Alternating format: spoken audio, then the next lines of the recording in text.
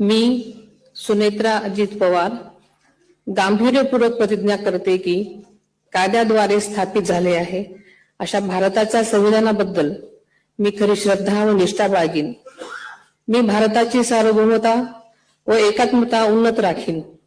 मी महाराष्ट्र राज्याची उपमुख्यमंत्री म्हणून माझी कामे निष्ठापूर्वक व ससद्विवेक बुद्धीने पार पाडेन आणि संविधान व कायदा यानुसार सर्व तऱ्हेच्या लोकांना मी गांभीर्यपणे व निपक्षपातीपणे तसेच कोणाच्याही विषयी ममत्वभाव किंवा आकस न बाळगता न्याय वागणूक देईन।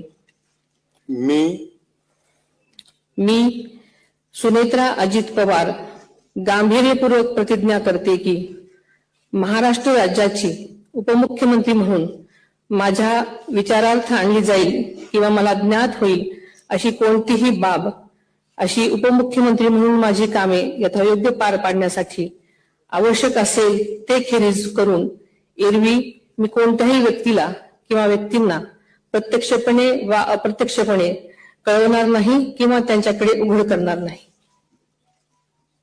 धन्यवाद।